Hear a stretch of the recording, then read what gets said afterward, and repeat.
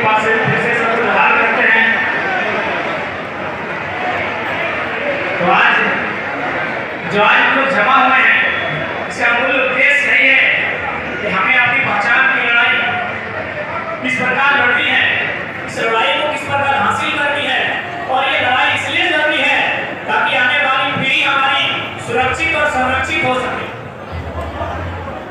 आज जितने भी लोग यहाँ आए हैं, भली भांति आने वाले वर्षों में हमारे साथ क्या घटित होगा, आज नहीं कि हम लोग अपनी लड़ाई को लेकर, अपने अधिकारों को लेकर, अपनी पहचान को लेकर जागरूक नहीं होते हैं। जो पहचान हमारी 1950 में छीनी गई, उस पहचान को लेकर अगर आज जागरूक नहीं होते हैं, तो आने वाले दिनों में इस राज्य में अगर कोई शरणार्थी बनेगा तो याद रखेगा सबसे पहले तो हमारी को। इसलिए आने वाली पीढ़ी को यह तय करना है कि जिन लोगों ने छोटा नागपुर पठार की स्थापना की थी, जिन लोगों ने छोटा नागपुर पठार में धान के सृजन में योगदान दिया था, आज वे लोग अपने अस्तित्व को बचा के रख पाते हैं, अपने अस्तित्व को संभाल के रख पाते हैं, या फिर वे लोग शरणार्थी कहेंगे ये हमारे रिस्पॉन्सिबिलिटी। और यदि आपको लग रहा है कि केवल ऐसा संभव नहीं है, हमारी तो संख्या लाखों में है, करोड़ों में है, तो सबसे पहला उदाहरण ले लीजिए। हमको हिंदी में बात करना पड़ रहा है कि भाषा खाना।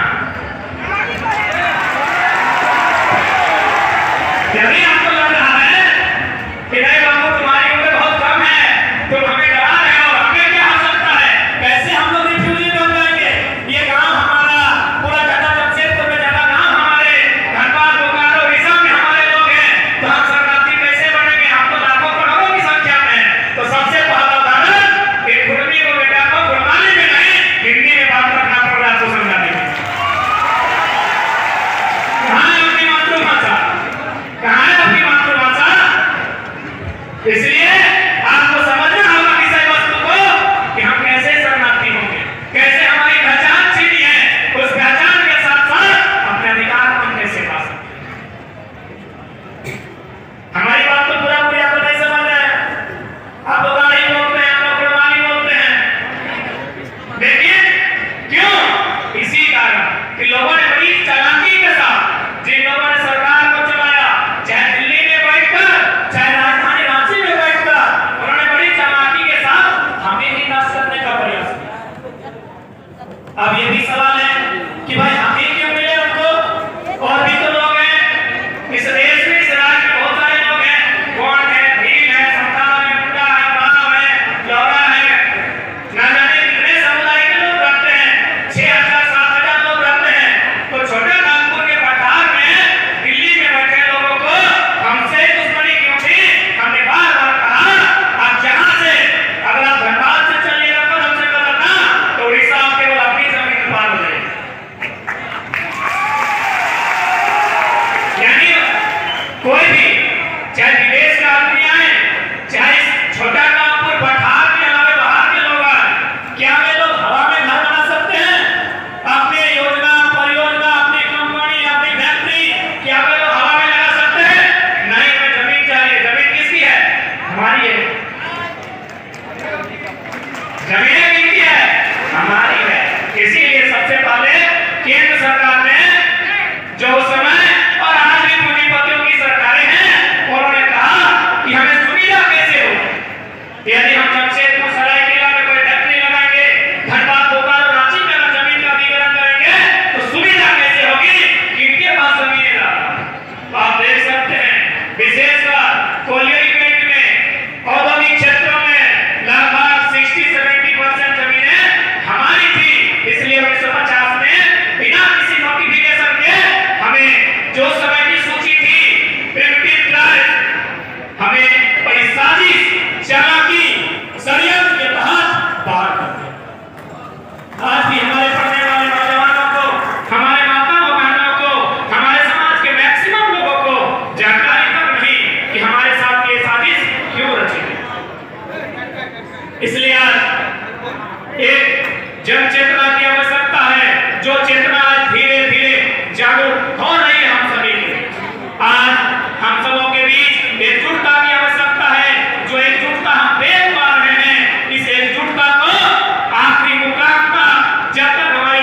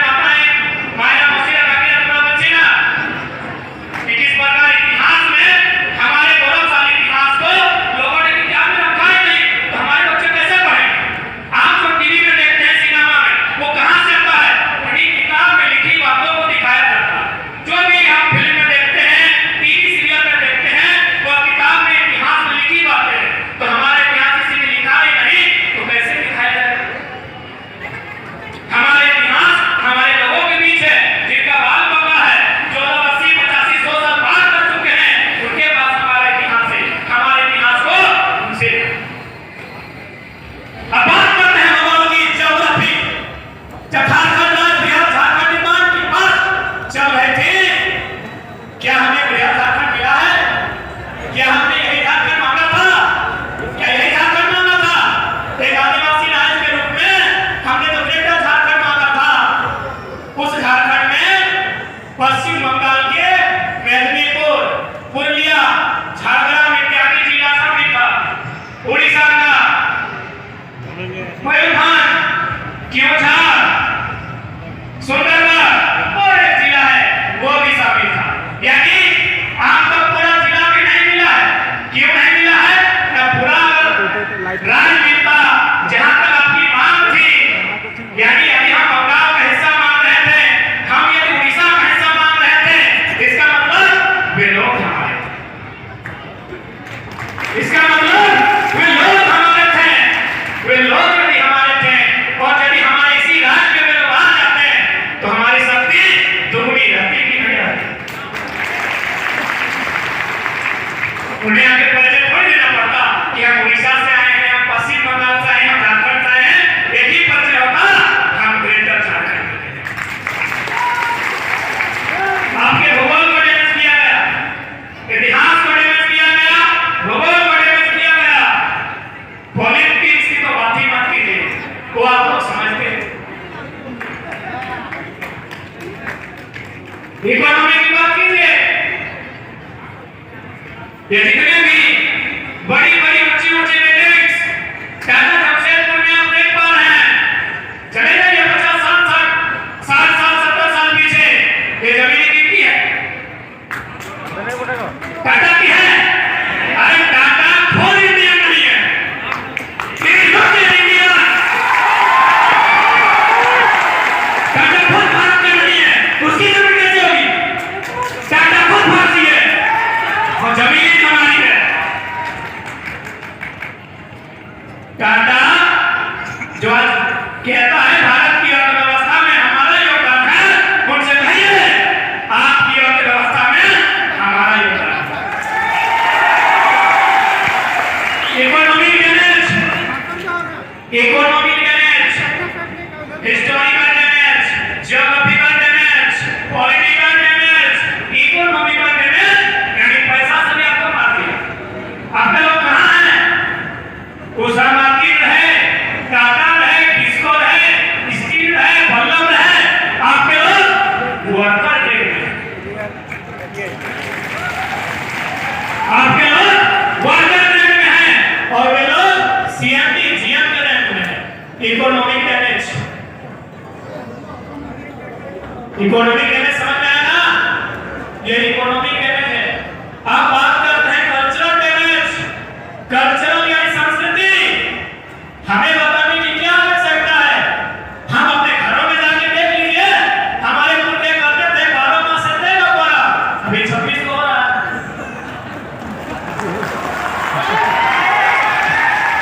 कल्चरल डैमेज, कल्चर यानी संस्कृति, संस्कृति यानी खान पान रहन सहन, और यही कल्चर आपका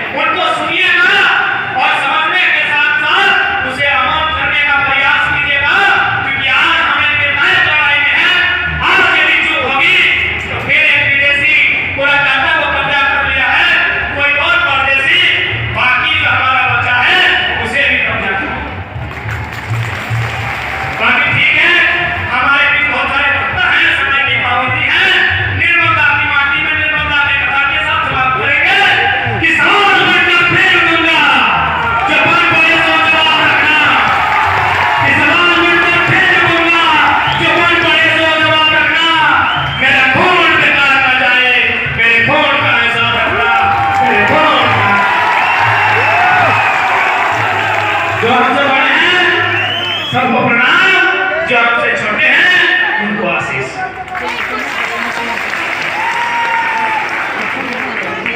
बहुत बहुत धन्यवाद टाइगर